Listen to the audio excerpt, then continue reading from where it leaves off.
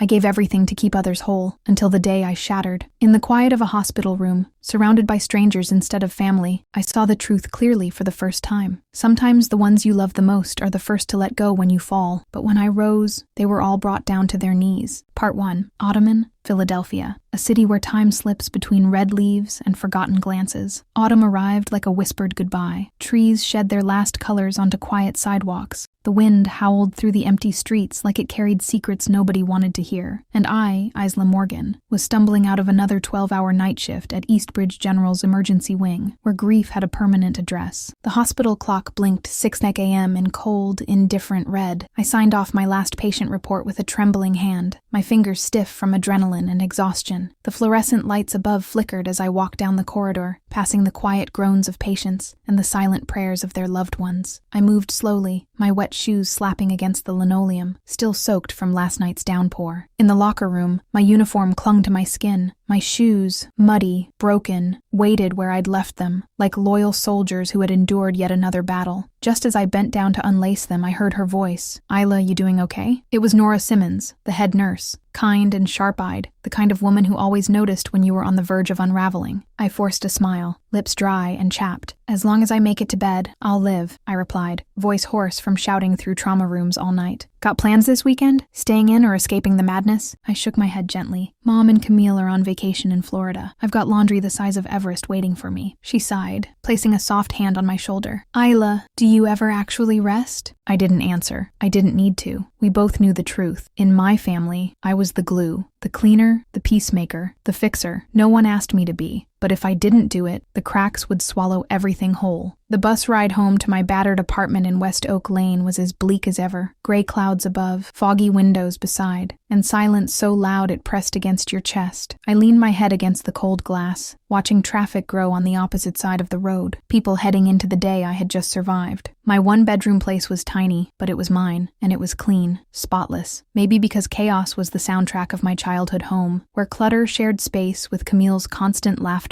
and Mom's endless monologues about who had disappointed her that week. On my refrigerator door, I still kept postcards from my father, Richard Morgan, the man who used to tuck me in before flying across oceans, Tokyo, Berlin, and most recently, Vancouver. His handwriting always asked about my health, my work, my happiness, questions nobody else bothered with. When I dropped out of business school to become a nurse, he was the only one who called it brave. My mother, Elaine, called it an underwhelming profession with poor retirement. I was pouring lukewarm coffee when my phone buzzed. It was her. "Isla," Mom said, brisk as ever. "Don't forget dinner's at our place tomorrow at 6. Camille's bringing Julian. I want everything spotless and the food perfect." I blinked at the ceiling. "Aren't you in Florida?" "Flying back tomorrow morning. Last-minute booking." His schedule finally opened up. "You'll handle everything, okay? Just make the dishes Camille likes." I gripped my coffee mug tighter, the warmth not quite reaching my fingertips. "All right, I'll take care of it." "You always do," she said, with the same tone one uses to thank the help. "You're grown now, Isla. You're a nurse. None of this should be too hard." She hung up like she'd finished delegating to an employee, not her daughter. Camille, beautiful, polished Camille, had just earned an interior design certificate and was already the centerpiece of every family gathering. In Mom's eyes, Camille could do no wrong. Meanwhile, I stitched up strangers at midnight, cried in elevators, and returned to a silent apartment, unseen. Before I could spiral, my phone rang again. A video call. "Dad." "Hey there, my strong girl," he said, his smile worn but sincere. "How are things?" "Where are you?" I asked, trying not to sound like a daughter missing her father. "Vancouver. Complications in the merger. Looks like I'll be here a few more weeks. I may miss your birthday. I'm sorry, sweetheart." "It's okay," I whispered, even though it wasn't. "But Isla, if anything feels too heavy, call me. Day or night." I gave a tiny nod. He could always read between the silences. "I will. Take care of your mom and Camille for me, okay?" He added. "That place would fall apart without you." I chuckled faintly. His words felt like a worn blanket from across the country, familiar, soft, and just enough to hold me together. After the call, I sat near the window, rain tapping softly like it was trying to say something. I stared at the mug in my hand, steam swirling upward, fading into nothing. I had become the woman behind the curtain, tidying scenes, fixing disasters, invisible to the applause. The next morning, I woke to sunlight pushing through the blinds, mocking the fact that it didn't feel like rest. My phone buzzed. A message from Mom. "Camille says Julian likes smoked salmon. Make it look classy. And for God's sake, swap that old tablecloth. It looks cheap." A heart emoji followed, like sugar on sour medicine. I stared at the screen, debating whether to throw the phone across the room or just scream into a pillow. Instead, I got up,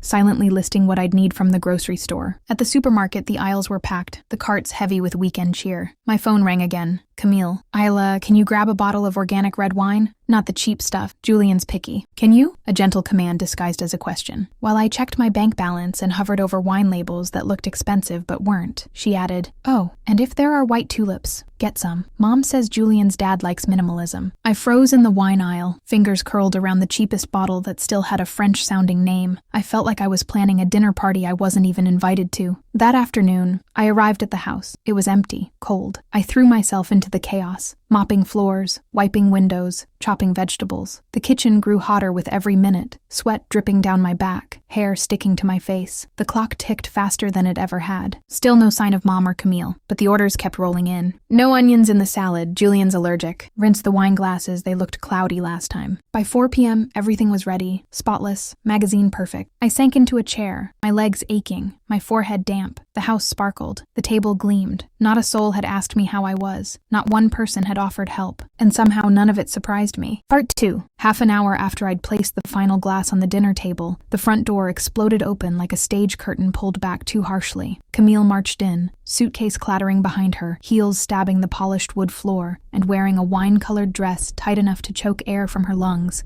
but perfect for showing off her figure. Her arrival was a performance, as always.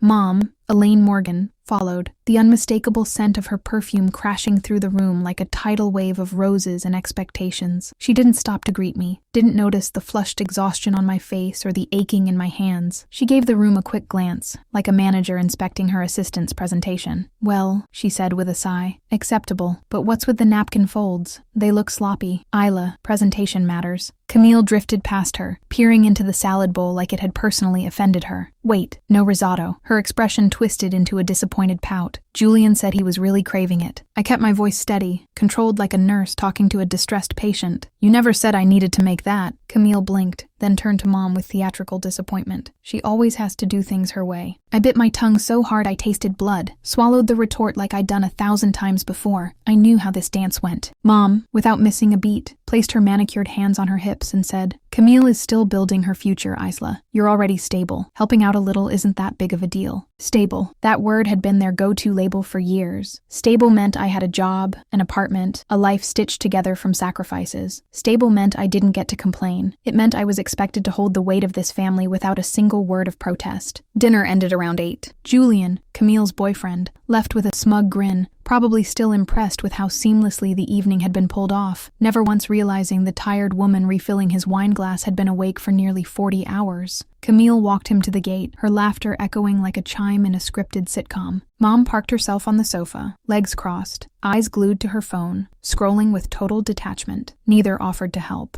Neither thanked me. I cleared the table alone, the clink of silverware in the sink, the only applause I would get for the evening. I washed every dish under the hiss of hot water, steam rising like ghosts around me. Behind me, Camille and Mom gossiped about a spa treatment and whether Julian's father would like Camille's minimalist taste. As I rinsed the final wine glass, my hand slipped. My finger ran across a jagged chip in the glass, and a sharp pain shot through me. A thin line of blood trailed down my finger into the sink. For a moment I didn't move. The sting was cool, clear, a precise pain, more honest than anything that had been said at that dinner table. It felt like a whisper saying, "You're bleeding. You still exist." Behind me, Mom's voice rang out like an afterthought. "Oh, Isla, don't forget to wipe the window tomorrow. There's a smudge. It looks tacky." I didn't answer. I just pressed the wound with a paper towel, wrapped a bandage around it in silence, and climbed the stairs. My old bedroom smelled faintly of the lavender sachets I used to tuck into drawers during college breaks. I didn't turn on the light. I sat down on the edge of the bed, leaned back against the wall. The glow from the hallway spilled into the room, casting long shadows across my face. My hand clenched in my lap, the bandage pulsing gently with the rhythm of my heartbeat. I wasn't waiting for anyone to ask if I was okay. I knew better. What I wanted, what I longed for, was a quiet place. A moment where I wasn't the fallback, the backup plan, the stable one. A world where kindness didn't drain with the dishes, and love wasn't a transaction I couldn't afford. That Sunday, Philadelphia was soaked in relentless rain, fat, heavy drops that poured like the sky was breaking open. Each thud against the pavement felt like a warning. You're slipping. A coworker called in sick. Her toddler had a fever, and I took her night shift at Eastbridge General without hesitation. I was exhausted, but at least there, in the whitewashed walls and fluorescent halls, I felt like I mattered. At 6:57 a.m., I stepped out of the hospital. The streets glistened with rain. Traffic lights smeared red across the puddles. I tugged my scarf tighter, pulled my coat collar up. I wasn't thinking about much, just about sleep. I wanted to melt into my bed, let the silence carry me somewhere far away. But as I crossed Broad Street, just 4 blocks from home, everything stopped. A truck, headlights, the deafening screech of brakes, a metallic scream, and then nothing. Eastbridge General's emergency ward was already chaotic by 7:30 a.m. Dr. Caroline Rhodes, head of emergency, was just clocking in when the trauma alert hit. Female, 28, hit and run, multiple trauma, deep coma. When the gurney rolled in, a nurse gasped. "Oh my God, it's Isla Morgan." My face was bruised and swollen, unrecognizable. Blood ran from a deep cut on my forehead. Glass embedded in my shoulder and arm. My uniform soaked in it. My staff file was pulled in panic. The emergency contact, Elaine Morgan. "Call her now," Dr. Rhodes commanded. The phone rang several times before a voice answered, muffled and irritated. "This is Elaine Morgan. I'm calling from Eastbridge General. Your daughter Isla was in a serious accident. She's in the ER. A pause. "What? Why are you calling now?" "I'm on my way to Camille's spa appointment. She's in critical condition. Internal bleeding. Coma. We need someone here." A scoff. "She's an adult. I'm sure she can handle it." "Ma'am," Dr. Rhodes replied firmly, "she may not survive. We need a family member here. Now." Silence. Then Elaine sighed. "Well, that's terribly inconvenient. Camille's dog is at the pet spa too, I suppose. I'll stop by later." The call ended. Dr. Rhodes stared at the phone, lips tight. "No one's coming," she murmured, then straightened. "We are her family now. Prep for surgery."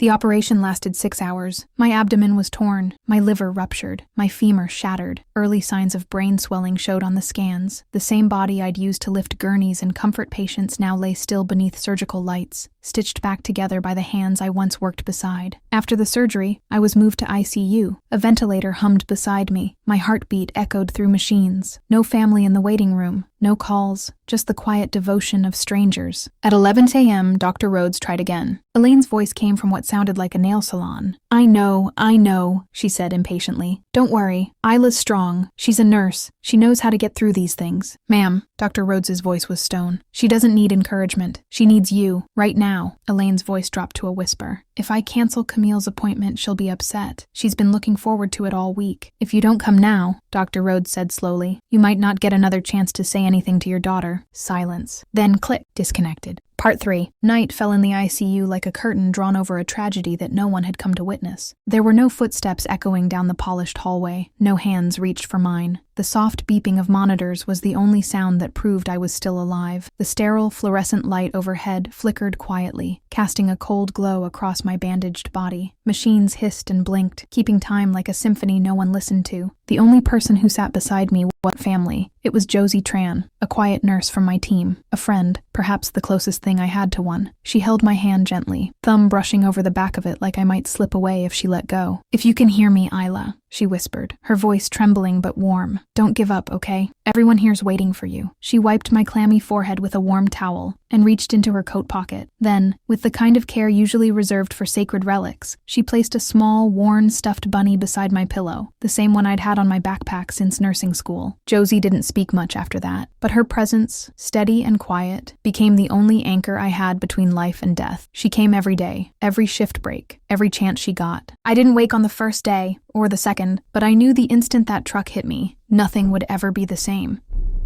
And if I somehow returned to life, it would be to a different version of it. There would be no going back, no pretending I could keep holding up everyone else's world without crushing my own chest in the process. The only question that haunted the corners of my fractured mind was this: did anyone truly care, or was I just the wheel turning the family forward until it finally ran me over?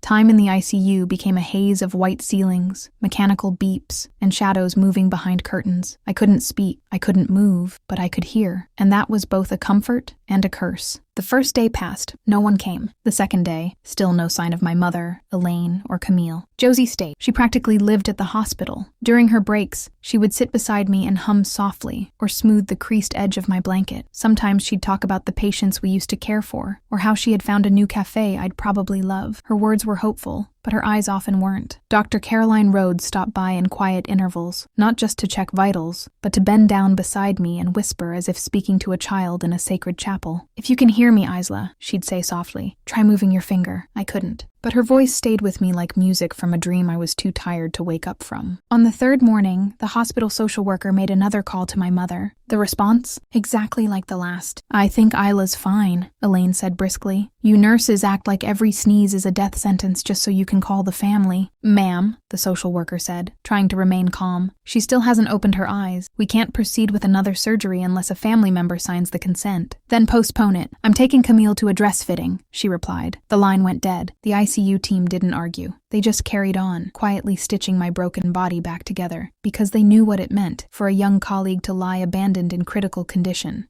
On the 5th day, my eyelashes fluttered. Josie gasped. "Isla?" she whispered, eyes wide. I couldn't speak, but I tried. I focused on her voice, her warmth. I reached inward with everything I had. "Squeeze my hand," she begged. My index finger curled just slightly in hers. She sobbed, messy, full tears that I'd never seen from her before. She kissed my forehead and called for the doctor like she'd just witnessed a miracle. By the 7th day, my eyes opened fully. The room was dim, but I could make out the outlines. Beeping machines, white curtains, Josie's tear-streaked face hovering over mine. I couldn't form words yet, but I asked the first question with my eyes. "Where's my father?" Josie frowned gently. "Your dad, Richard. He hasn't contacted us. His number wasn't in your emergency file, only your mother's and Camille's." She pulled up a laptop and tried searching. "You didn't list your dad?" I blinked weakly. It hadn't occurred to me that he might not know. She found only his company address in Vancouver. "When you're stronger," she said softly, "we'll find him, I promise." Inside me, something began to splinter. Richard Morgan, the man who used to call every week, who promised to fly back if anything ever happened, hadn't even left a message. Morning of the 8th day, they arrived. Elaine and Camille, immaculately dressed, dragging 2 luxury shopping bags with crisp tags still attached. They looked exhausted, but not from worry, from staying up late watching a live-streamed fashion show. Camille didn't even glance at me. "Is she awake yet?" she asked, checking her reflection in a black phone screen. "Not fully," Josie said, her voice hardening. "We're only staying 10 minutes, Elaine announced. "Camille has dinner plans and needs her makeup done." They slipped into protective gowns, with the energy of people preparing for a hotel spa treatment. Camille wrinkled her nose at the antiseptic smell. Elaine stood at the foot of the bed, arms crossed, like she was assessing damage. "You need to get better soon," she said flatly. "You're stressing Camille out." Then Camille leaned in, her voice low, sharp. "Don't tell Dad, okay? If he finds out, he'll delay the project." Josie stood at the back, one hand on my shoulder. A vow in silence. "You are not alone." Less than 15 minutes later, they were gone, heels clicking down the hall before the door fully shut. Only then did I close my eyes. Josie didn't leave. Even when her shift ended, she stayed. The other nurses took turns sitting with me, checking my vitals, whispering words of encouragement. I began remembering little things. The last phone call from Dad. He had said he was still in Vancouver, but the project might run longer. "If anything happens, I'll fly back immediately." So where was he? I turned my head toward Josie. She understood without needing words. "You want to find him, don't you?" she whispered. I nodded slowly. She grabbed a notepad and pen, placed it gently in my hand. I wrote with shaky fingers. "Hold my father's company. I'll try everything," she promised.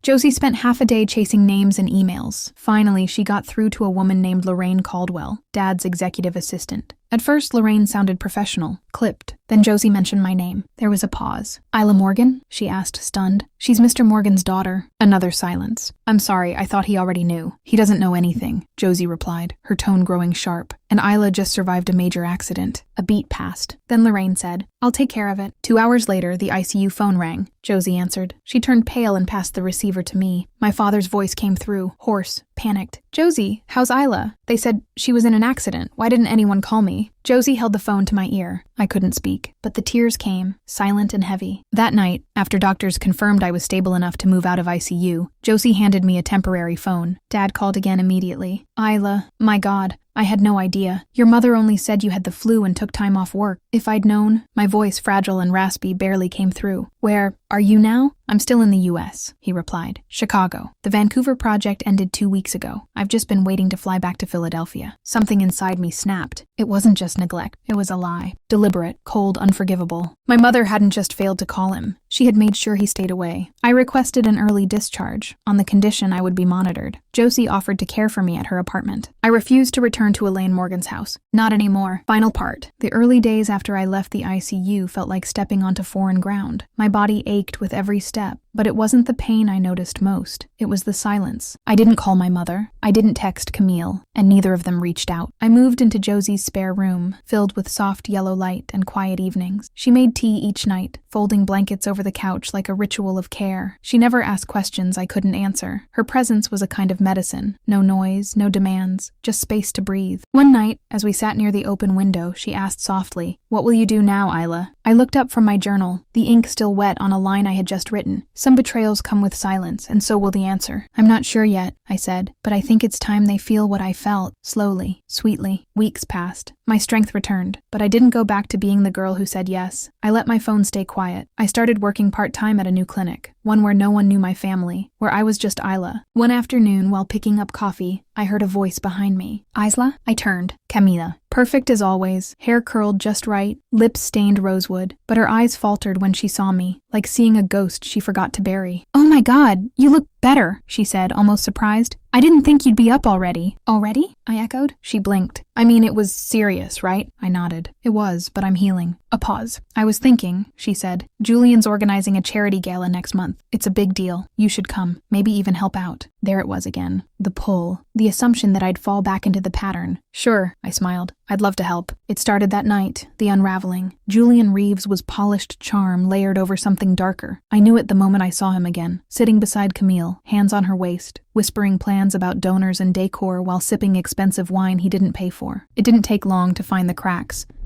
He loved to talk when he drank, loved to brag. Turns out, the gala wasn't just a charity event. It was a fundraising cover for a side venture he'd convinced Camille to invest in. A real estate app she barely understood but poured $60,000 into because he said it would put her on the map. Josie helped me confirm it. The app was fake. The website was a shell. The bank account led to an offshore firm in his name only. And the worst part? Camille wasn't the only one. He had scammed another woman in D.C., a woman who had once worked with him and now had debt collectors clawing at her door. I played it slowly. I showed interest in the investment. Julian lit up. "Finally," he grinned, "someone in your family with some vision." He arranged a private meeting in a cafe. That's when I hit record. "I don't love Camille," he said plainly, swirling his drink. "But she's useful. Her mom's gullible too. You just have to compliment her cooking and she'll hand you her savings." I didn't flinch. He laughed. "Honestly, you're the only one in that house I didn't think I could fool." "You didn't." That night, I packaged it all. Audio recordings, screenshots, emails, financial documents. I wrapped the flash drive in gold paper and tied it with a white ribbon. A gift. The charity gala sparkled with soft music and clinking glasses. Camille wore a dress that shimmered like water. Elaine stood at the entrance, greeting guests like royalty, basking in the glow of borrowed elegance. I approached Camille with the package. "This is for you," I said, handing it gently. "Don't open it here, it's personal." She smiled, caught off guard. "Thanks," she said. "It's good to have you back." I didn't reply. I left quietly before the speeches began. The call came at 1:13 a.m. Camille's voice was shaking. "Isla, what is this? What is this?" "I think you know," I said. "Julian, this can't be real. Tell me this isn't real. You believed him over me. You lied for him. You left me alone when I could have died. And now you want answers?" She didn't speak. I continued, voice even. "Check the last file. It's the one tying the stolen money to your name." She gasped. "I didn't sign anything, but he used your name and your laptop. You'll have to prove it wasn't you." She started crying. I listened quietly, then said, "Tell Mom I said hi," and hung up. They tried to find him. Julian was gone. The bank account? Emptied. The apartment? Vacant. The fashion show appearances, the brunch invitations, the facade, it all fell apart. Elaine mortgaged her home trying to pay legal fees Camille couldn't afford. Reputation? Ruined. Friends? Scattered. And me? I moved into a sunlit studio with plants on every windowsill. I went back to nursing. I kept Josie close, and Peace even closer. I never blocked their numbers, but I never answered either. One afternoon, months later, I heard a knock on my door. Elaine stood there, thinner, paler, her hands shaking slightly. I just wanted to say sorry," she said, "for everything." I stared at her. "For never showing up at the hospital?" I asked softly. She nodded, eyes glistening. "For letting a man hurt your daughter while you praised him at dinner?" She lowered her head. "For treating me like I was just a piece of furniture?" A pause. "You were the only good thing I had," she whispered, "and I broke it." I nodded, then said, "Yes, you did." Camille appeared beside her, eyes red. She didn't speak, just looked at me like I was a stranger. You don't have to forgive us, she said. We wanted you to know we regret it. I didn't cry. I didn't shout. I simply said, I hope one day you feel what I felt. The cold room, the silence, the empty bed when you needed someone most. And then, gently, I closed the door. A gentle breeze danced through the open window of a small cafe in Eastbridge. 1 year later, Josie and I sat across from each other at a small cafe in Eastbridge. A gentle breeze danced through the open window, her hand resting on mine. Do you ever miss them? She asked. I stirred my tea. No, I said, but sometimes I miss who I wished they were. A pause. And that's okay, I added. Some stories don't get happy endings, just honest ones. She smiled. You deserve that. I looked out the window. The light hit my face just right. I know. If my story is relatable to you and it moved you in any way, please comment below. Before I share how it all started, the choices I made, the truths I uncovered, I want to know where you're watching from. Please, follow and leave a comment with your city. Your stories, your voices, they matter. And if you've also been used and abused, maybe my story will feel familiar.